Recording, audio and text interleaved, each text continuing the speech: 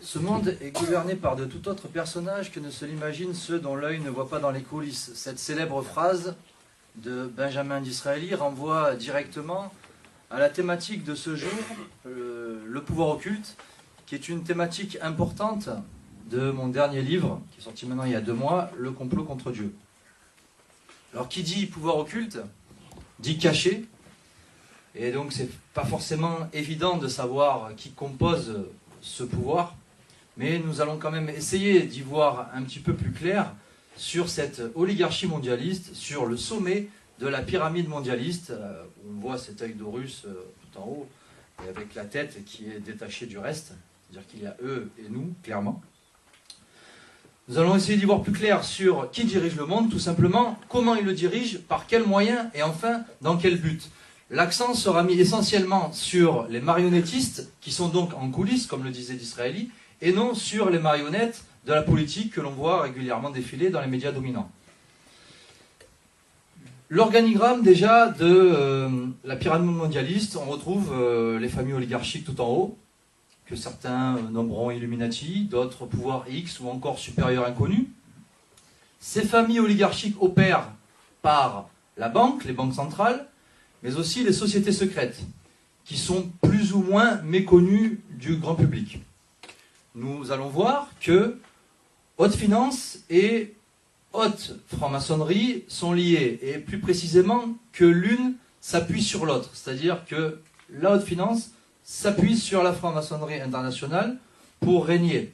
Encore en dessous dans la pyramide, nous retrouvons les agents du cartel bancaire et des familles oligarchiques, que l'on retrouvera notamment comme conseillers des gouvernements des nations. Nous avons aussi les institutions supranationales, que je vais détailler dans la foulée, et puis encore en dessous, les gouvernements des nations, qui sont le pouvoir visible, et puis enfin, nous, qui croyons avoir notre destin en main par le biais du vote et de la démocratie, et qui en fait ne décidons de rien, puisque ce qui se décide vient d'en haut, et donc des familles oligarchiques, qui composent officiellement le pouvoir supranational, dont je parlais à l'instant.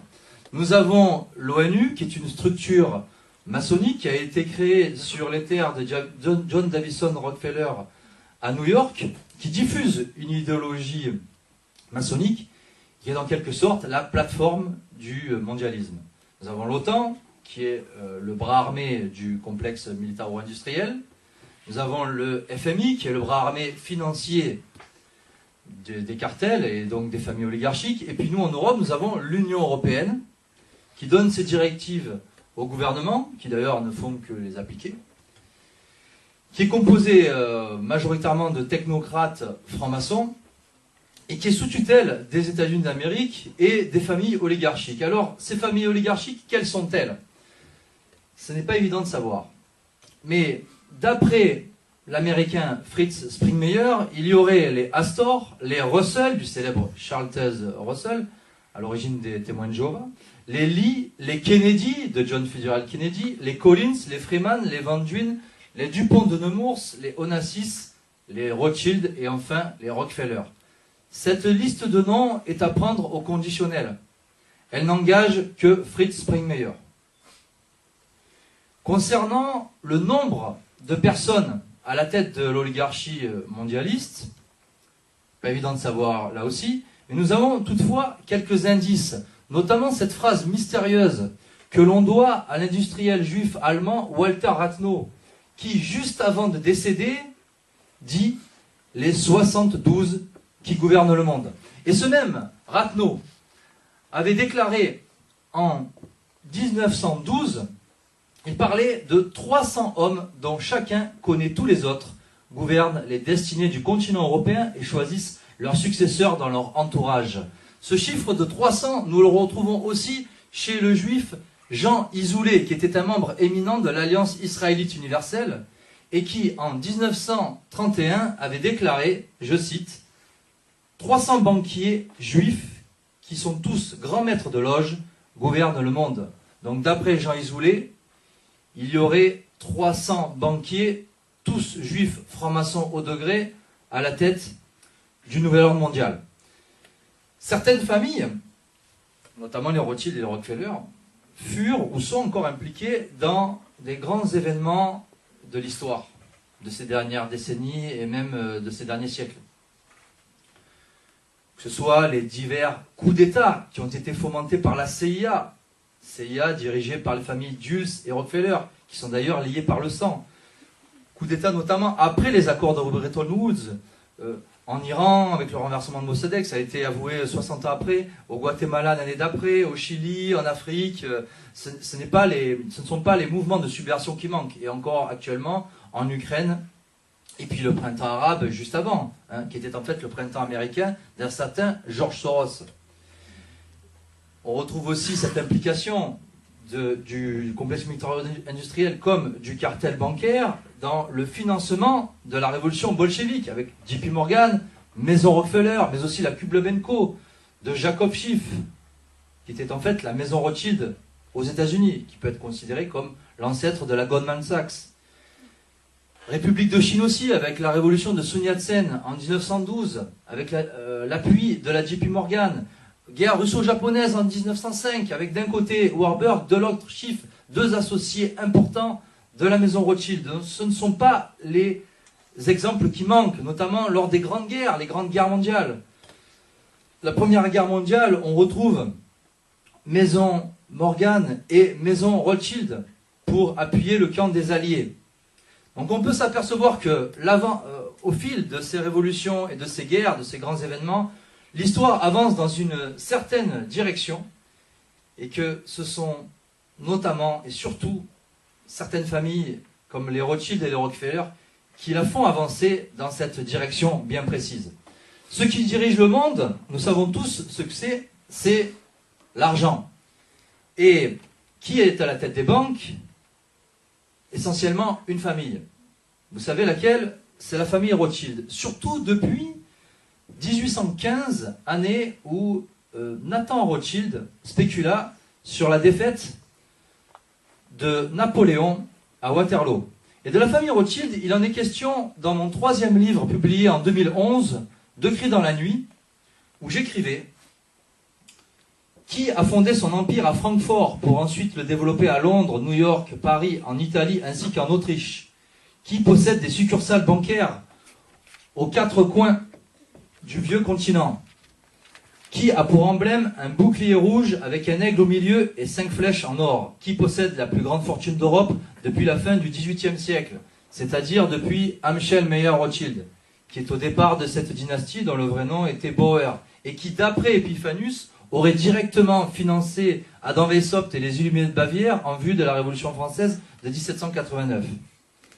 Qui finança Cecil Rhodes et la Round Table. Round Table, ensuite on verra CFR et Chatham House qui sont l'émanation de la Round Table. Qui était derrière l'assassinat de l'archiduc François Ferdinand qui déclencha la Première Guerre mondiale? Qui a financé la révolution bolchevique par l'intermédiaire de Jacob Schiff, donc la Kublemenko, à New York? Qui se cache derrière George Soros et ses révolutions colorées, et pas simplement colorées d'ailleurs? Qui est derrière la déclaration Balfour dans les intérêts sionistes après avoir planifié le communisme? Rothschild égale Grand Israël égale projet politique juif sioniste. Qui est derrière le lobbyiste Richard Pearl et le bankster Henry Kissinger? Soros, Kissinger, tout ça, c'est la maison Rothschild, ce sont leurs agents. Qui trouve-t-on derrière le Bnei Brit, qui est lui-même au-dessus du CRIF? Bnei Brit, franc-maçonnerie exclusivement juive, sur laquelle je vais revenir. Qui est très probablement derrière l'écriture des mystérieux protocoles des sages de Sion? Il s'agirait de Lionel de Rothschild. Qui possède les banques les plus importantes de la Fédérale Réserve? Qui est tout simplement à la tête du plus puissant cartel bancaire mondial? Voilà. Vous savez maintenant de qui il s'agit. Autour des Rothschild, nous retrouvons d'autres familles qui sont liées aux Rothschild, surtout par la banque, mais aussi par le sang, comme les Warburg. Warburg qui sont la représentation de la maison Rothschild en Allemagne, en particulier avec la Deutsche Bank, mais pas simplement, puisqu'on retrouve aussi les Warburg dans le cartel pharmaceutique Sandoz, qui est à l'origine du LSD. Autre famille autour des Rothschild, les Guggenheim, qui ont fait fortune dans la banque, mais surtout dans le cuivre. Ou encore les Oppenheimer, qui eux ont fait fortune dans le diamant par la société De Beers, notamment par Harry Oppenheimer, puis Nicky Oppenheimer. La famille Rothschild aussi est impliquée dans la société De Beers, où on retrouvait un certain Cecil Rhodes à l'origine de la Round Table. Société De Beers avec les Rothschild, c'est Evelyn Rothschild. On retrouve aussi la famille Astor, qui était citée par Fritz Springmeier tout à l'heure. Famille Astor qui a fondé la Pilgrims Society, qui fait la promotion du judaïsme comme du protestantisme calviniste, et qui détient notamment le Times, mais aussi l'agence Reuters, et qui est aussi bien évidemment dans la banque. Autre famille qui est à la fois implantée en France, à Paris, à Londres, mais aussi à New York, la célèbre Lazard, de la banque Lazard, qui détient notamment le journal Le Monde. Qui dit haute finance, dit forcément banque centrale. Et la plus connue, la plus célèbre des banques centrales, vous devez la connaître, c'est la Federal Reserve aux États-Unis, qui est une banque centrale privée, qui a été conçue dans un intérêt privé, et non pas dans l'intérêt de la nation américaine, et qui a été créée en 1913, suite à une réunion clandestine qui s'était tenue 3 ans auparavant, en 1910, sur l'île de Jekyll, où se réunirent 6 banquiers, tous juifs, khazars et ashkénazes d'ailleurs, qui représentaient les intérêts des maisons Morgan, Rockefeller et des Rothschild. On retrouvait Nelson Aldrich, Paul Warburg, qui fut le principal promoteur du système de la Federal Reserve, Henry Davison, Charles Norton, Frank Vanderlip et enfin Benjamin Strong, qui fut l'un des premiers gouverneurs de la Fed à New York, à partir de 1914 jusqu'à sa mort. Le Federal Reserve Act fut adopté en décembre 2013 par le Congrès américain et validé par Woodrow Wilson, président des États-Unis à l'époque, qui avait été élu l'année d'avant et qui était en fait la marionnette du cartel bancaire, qui avait comme principaux conseillers l'avocat juif sioniste Louis Brandeis et surtout Edward Mandelhaus, qui était le principal agent du cartel bancaire, juif franc-maçon au degré, donc principal agent des 6 personnes qui s'étaient réunies 3 ans auparavant sur l'île de Jekyll. Je vais revenir sur House d'ailleurs. Donc ça c'est la Fed aux États-Unis, et le pendant de la Fed en Angleterre à Londres, c'est la City. Et nous en Europe, nous avons la BCE, la Banque Centrale Européenne, qui est en fait la banque centrale de l'Union Européenne, qui est présidée par l'Italien Mario Draghi depuis novembre 2011. Auparavant, c'était le Français Jean-Claude Trichet, qui est d'ailleurs un proche de Jacques Attali. Et Mario Draghi est en fait un émissaire de Goldman Sachs. Il a été longtemps un salarié de Goldman Sachs. Et son rôle concret, au sein de la BCE, c'est de faire couler à petit feu la zone euro et de faire l'intérêt du dollar américain et donc de la Fed qu'il emploie. Voilà. Donc en gros, Draghi est un troll, hein, comme il y en a beaucoup à la tête des nations, pas simplement que dans la banque. La Fed, la City, les banques centrales, comme il peut y en avoir au Canada ou ailleurs dans beaucoup de nations, certes, mais il y a encore au-dessus que les banques centrales, encore au-dessus que la Fed.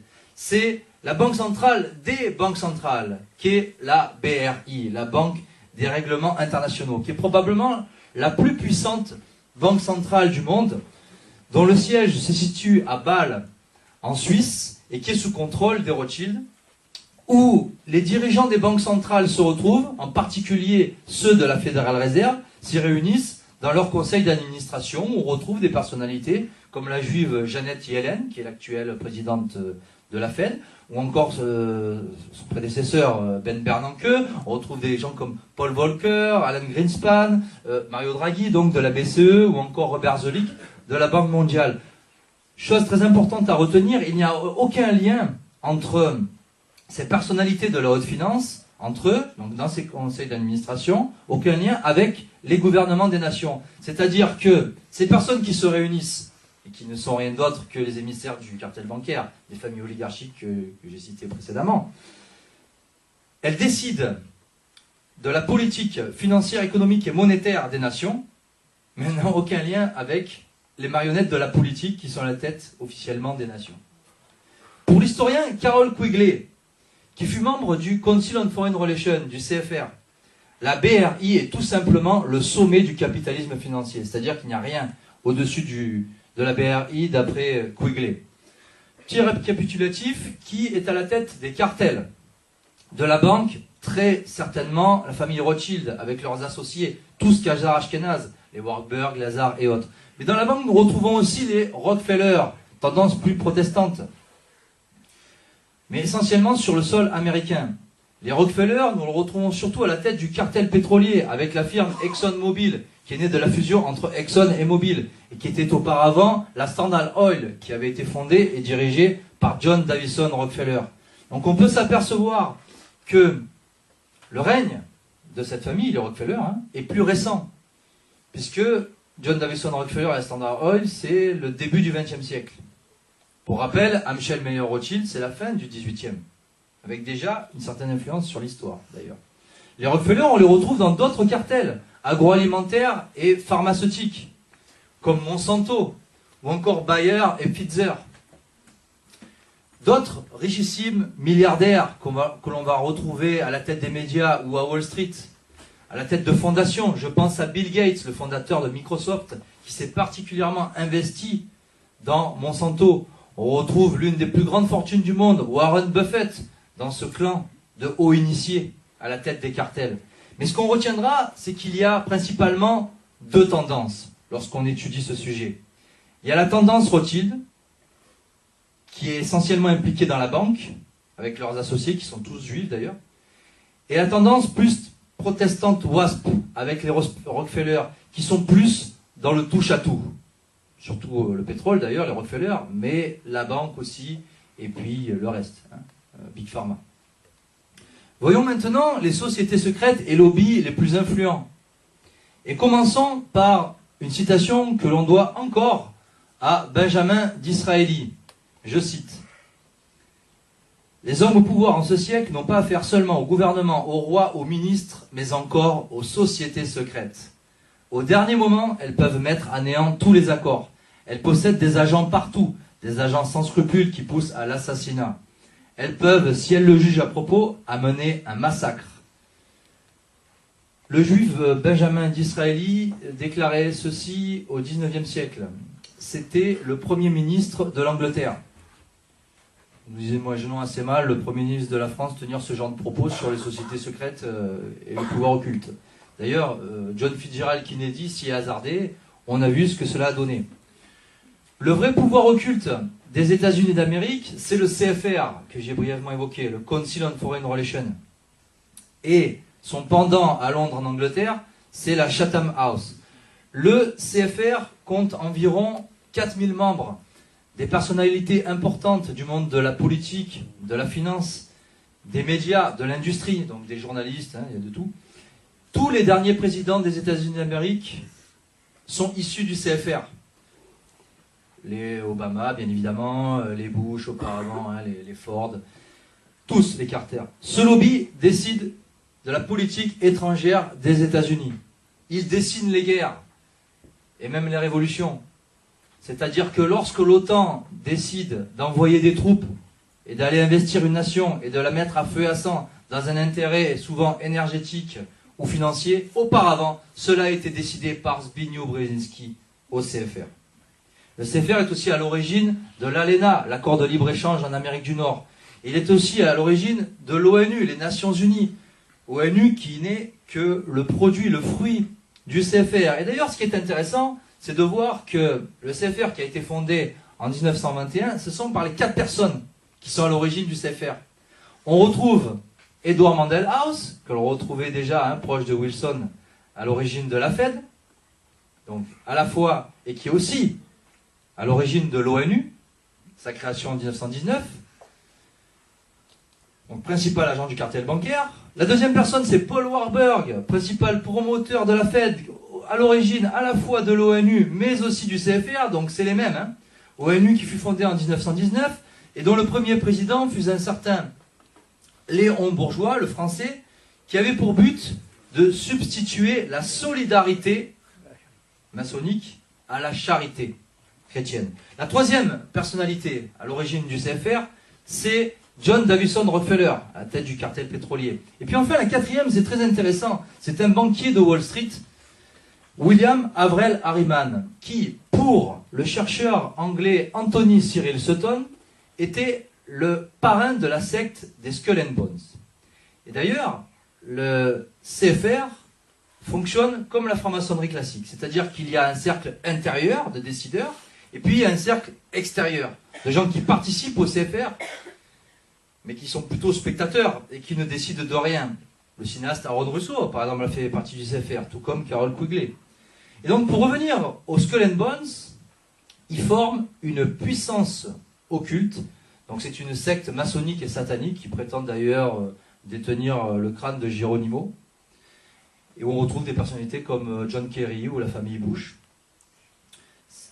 Cette secte satanique des Skull and Bones forme une puissance occulte au sein du CFR, c'est-à-dire au sein de la puissance occulte du gouvernement américain. Et donc, on peut en déduire que la Maison-Blanche, le gouvernement américain, est clairement sous influence maçonnique, évidemment, puisque tous les présidents des États-Unis d'Amérique sont francs-maçons 33e degré, mais particulièrement très satanique. Autre lobby, mais financier, celui-ci, juif, sioniste, ultra puissant, l'EPAC, qui est en fait le bras armé financier de la franc-maçonnerie juive du Bnei Brit. EPAC à qui Barack Obama doit son élection. C'est-à-dire qu'aux États-Unis, les lobbies sont officiels. Et pour qu'un candidat à l'élection présidentielle soit financé, notamment par ce genre de lobby financier, eh bien, il doit donner certaines garanties. Et c'est ce qu'a fait Barack Obama par 2 fois en matière de politique étrangère pour la sécurité d'Israël. Et par 2 fois, Barack Obama a été élu. En conclusion, ce sont les États-Unis, le gouvernement américain, qui est au service d'Israël, du grand Israël, et non l'inverse, contrairement à ce qu'on peut nous faire croire parfois dans les médias. Autre lobby juif important aux États-Unis, l'AJC, l'American Jewish Committee, qui est plus ancienne que l'EPAC, puisqu'elle date de 1906, et on retrouve à sa création Louis Marshall, mais surtout un certain Jacob Schiff, Kublebenko donc, Maison Rothschild.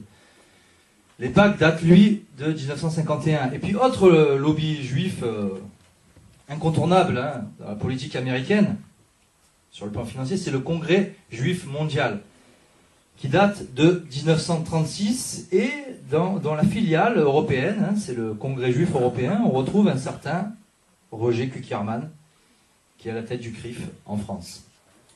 Donc nous avons vu le CFR, qui est le vrai pouvoir américain, qui est sous contrôle Rockefeller, mais il y a d'autres lobbies sous contrôle des Rockefeller. Il y a notamment la commission trilatérale, qui a été créée en 1973 à Tokyo par David Rockefeller et qui, d'après le chercheur français Pierre de Villemarest, est née du forum de Davos qui s'était tenu l'année auparavant, en 1972. 300 membres environ, souvent les mêmes d'ailleurs, ça change assez peu, composent la commission trilatérale qui a été confiée par David Rockefeller à Zbigniew Brzezinski. Zbigniew Brzezinski qui est concrètement le mentor de Barack Obama, un de ses principaux conseillers, et qu'on retrouve d'ailleurs comme directeur de l'Institut Brookings, qui est le pendant de l'ENA aux États-Unis, où sont donc formés les hommes politiques américains. La commission trilatérale orchestre le libéralisme mondialisé sur 3 axes, l'axe nord-américain, l'axe européen et l'axe asiatique. Et en Europe, nous avons la trilatérale Europe. Et qui est à la tête de cette trilatérale Europe? Jean-Claude Trichet, qu'on retrouvait à la Banque Centrale Européenne, donc proche d'Atali.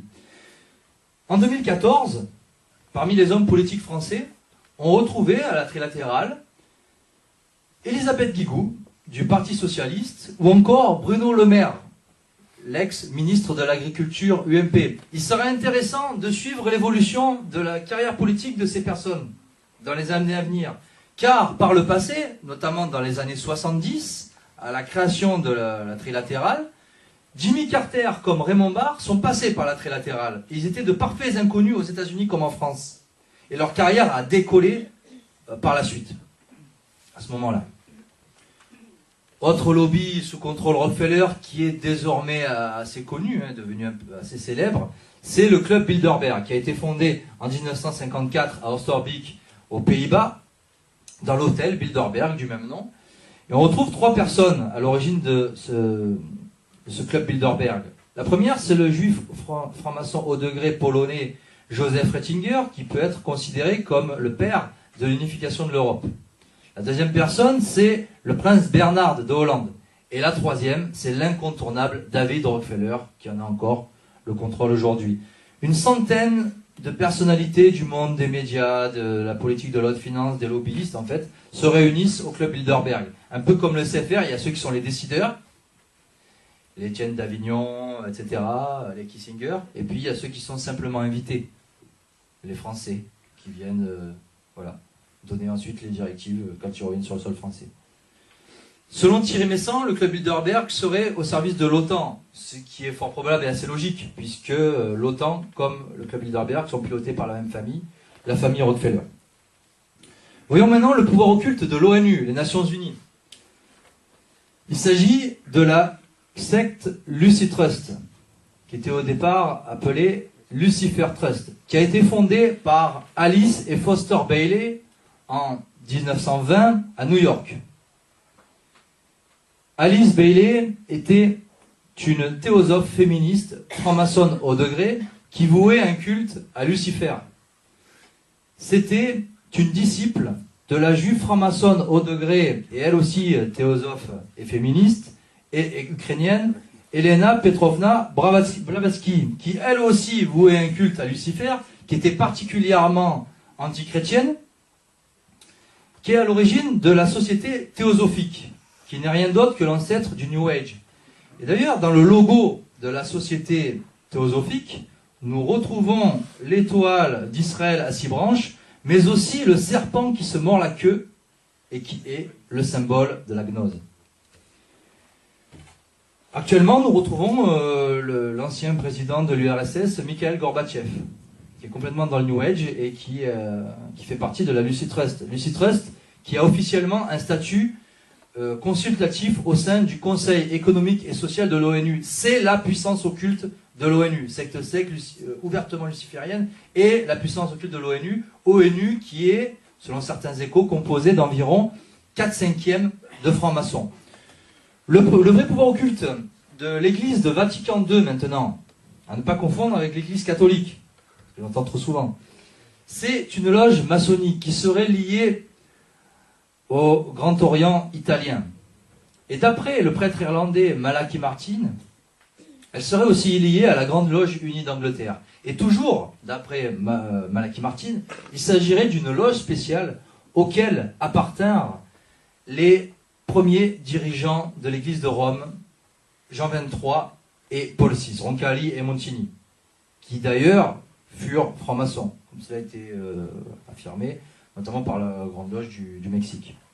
D'après maintenant Pierre Carpi, il ne s'agirait non pas d'une loge spéciale, mais d'une loge ecclésiastique, autrement appelée loge P2, et qui aurait commandité d'ailleurs l'assassinat du pape Jean-Paul Ier, 33 jours après sa mise en place à Rome, et suite à l'éviction de deux francs-maçons, Marcinkus et Villot. D'après maintenant Monseigneur Marcel Lefebvre, qui déclarait cela dans les années 80, ce ne sont pas des hommes d'église que nous avons à Rome, ce sont parmi les cardinaux des francs-maçons.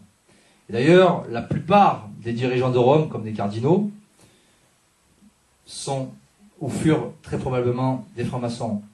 Jean-Paul II, par exemple, fut Tamaran, qui était affilié au Rotary. Et puis l'actuel dirigeant de Rome fut affilié au Rotary argentin. Vous pourrez d'ailleurs retrouver le document officiel sur mon propre site internet. De l'église de Rome à l'Italie, il n'y a qu'un pas, et on va le franchir avec le vrai pouvoir occulte de l'Italie. Donc le vrai pouvoir occulte des États-Unis d'Amérique, hein, c'est la famille Rockefeller, comme vous l'avez compris. Et bien en Italie, c'est la famille Agnelli, du célèbre Gianni Agnelli, qui était d'ailleurs un proche de David Rockefeller. Famille Agnelli qui détient la firme Fiat, mais aussi le club de football Juventus de Turin, qui est très impliqué dans tous les lobbies Rockefeller, notamment la Trilatérale et le Bilderberg, et qui est lié sur le plan financier à la banque Lazare. Le vrai pouvoir occulte de la France, on a pu s'en apercevoir maintenant, hein, c'est plus tellement occulte d'ailleurs. Nous avons le CRIF de Roger Kuckerman, que l'on a vu lors de l'affaire Dieudonné donner les ordres à messieurs Hollande et Valls, qui n'ont fait d'ailleurs que les appliquer. Roger Kuckerman, qui travailla pendant longtemps pour la maison Rothschild d'ailleurs.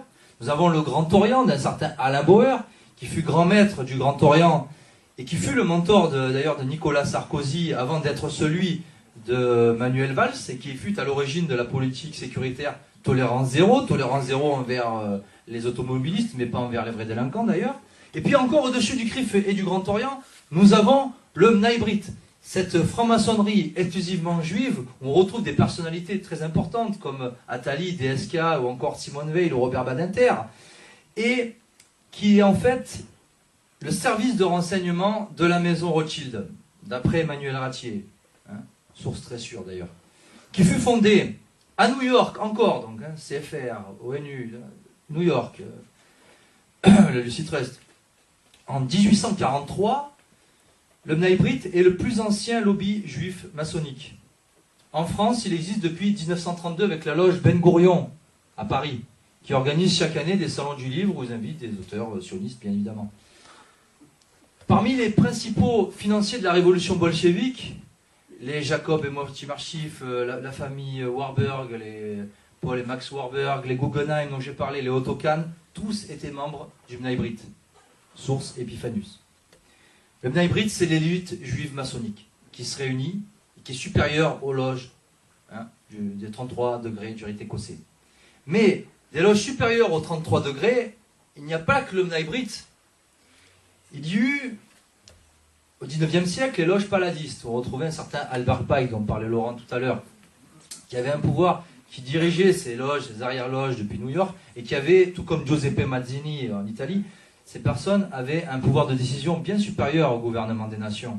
D'ailleurs, c'est à cette époque, celle de Pike, où un accord, une coopération fut signée entre Bnei Brit et loges paladistes. Comme paladiste, on retrouvait par exemple l'allemand Gerson von Bleichroeder, qui était d'ailleurs, c'était la maison Rothschild en Allemagne, et qui était le conseiller économique de Bismarck. On retrouvait aussi un haut initié paladiste, Gaetano, qui était le conseiller de Metternich, en Autriche, ou encore un certain Nicolas Roerich, de son vrai nom Serge Makronovski, qui était un haut initié Rose-Croix, qui a été conseiller de Roosevelt.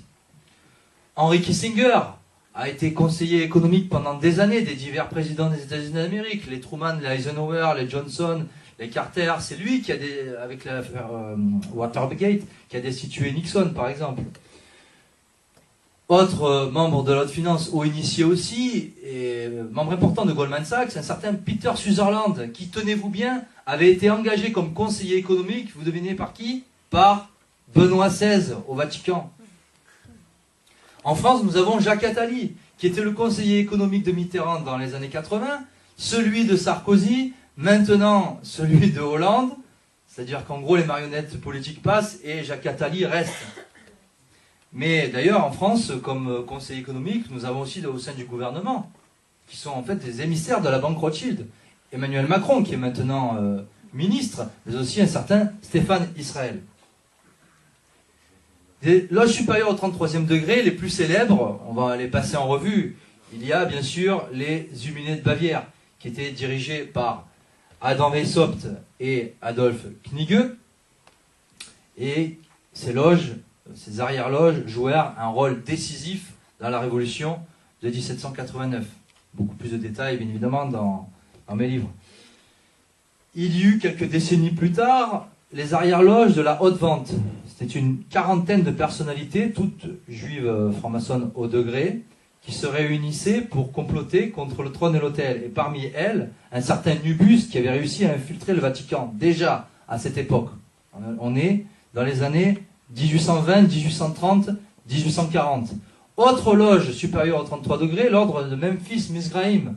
On retrouvait Elena Petrovna Blavatsky, Theodore Reuss, ou encore le haut initié italien Garibaldi. Garibaldi et Mazzini qui firent un tort considérable à l'Italie dans leur maçonnisation, dans leur laïcisation au XIXe siècle.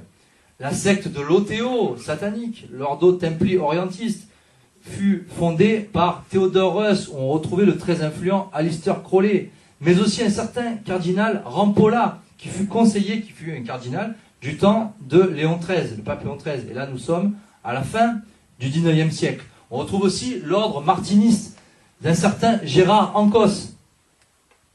Cela vous parle certainement pas. Mais son surnom était Papus. Cela vous parle peut-être un petit peu plus. Et ce Papus fut très influent en coulisses puisqu'il était proche du tsar Nicolas II. Et il fut très influent dans l'avènement de la révolution bolchevique et le renversement donc, du tsar Nicolas II en 1917. Enfin, une dernière pour la route. Les Masters of Wisdom, loge encore supérieure au 33e degré, où on retrouvait Edouard Mandelhaus, dont je vous ai parlé précédemment. Donc, encore la haute finance. Donc, ce qu'on peut s'apercevoir, c'est que haute maçonnerie et haute finance sont intimement liés. Et que de nombreux membres, très nombreux membres de la haute finance, furent ou sont des francs-maçons au degré. Alors, ce que vous me direz, quand vous prenez un petit peu de hauteur, un petit peu de recul, sur ce projet de destruction à grande échelle, qui est le mondialisme, c'est pourquoi cela? Et la première réponse qui vient à l'esprit, c'est pour l'argent, certes, mais encore, le pouvoir, certes, l'argent et le pouvoir. Mais derrière cela, il y a un projet mondialiste donc, qui est un projet messianique. C'est le messianisme juif talmudique. Et le but final, c'est d'ailleurs le règne de l'Antéchrist, c'est-à-dire qu'il devra se substituer au règne du Christ, anté, à la place du Christ. Et l'autorité spirituelle de ces hauts initiés, dont j'essaie de citer d'ailleurs quelques noms, c'est très important, c'est Lucifer. Lucifer est, dans la Kabbale, le Gadlu, le grand architecte de l'univers, c'est précisément Lucifer. Mais ces hauts initiés ont une conception gnostique de Dieu, de la spiritualité. C'est-à-dire que pour eux, Lucifer est leur Dieu bon. Il y a un Dieu bon et un Dieu mauvais. Et le Dieu mauvais, c'est pour eux Adonai, selon Albert Pike en tout cas, selon les documents maçonniques. Adonai qui est celui de l'obscurité et du mal. Donc en conclusion, ces hauts initiés sont à la fois dans la gnose, mais aussi dans le culte de Lucifer et donc dans le luciférianisme. Comment règne-t-il? C'est très simple. Par l'usure, par la dette souveraine, par l'argent, et donc par la corruption des divers pouvoirs, corruption de toutes les institutions, corruption des gouvernements, corruption des médias, en ayant donc le contrôle de ces gouvernements et de l'information. Et donc une fois qu'on a établi ce diagnostic, rapidement, aujourd'hui, pas trop le temps, une question en découle logiquement. C'est qui viendra stopper ce carnage?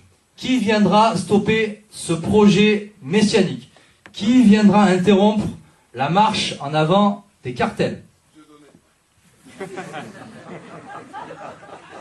Eh bien, puisque tout est dirigé contre Dieu, comme l'a démontré mon dernier livre que j'ai devant moi, selon moi, tout devra être solutionné par lui. Et c'est d'ailleurs la solution que je propose à la page 477 de mon dernier livre.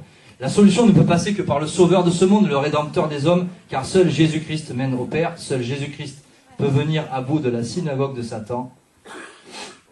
Seul Jésus-Christ peut enrayer la révolution, seul Jésus-Christ peut apporter le royaume de Dieu sur la terre, un royaume de justice et de vérité. La solution ne sera donc pas simplement naturelle, mais surnaturelle. Ce qu'il y a, c'est que nous ne sommes pas Dieu, nous sommes des créatures de Dieu. Et c'est donc à nous de faire la volonté de Dieu et pas simplement la nôtre. Voilà. C'est-à-dire vivre en état de charité, observer les commandements de Dieu, et puis œuvrer pour la vérité sûre, factuelle, historique, mais aussi la vérité révélée, celle qui nous vient de Dieu, et donc la vérité qui rend libre. Voilà, ce sera mon mot de la fin. Merci pour votre écoute et votre attention.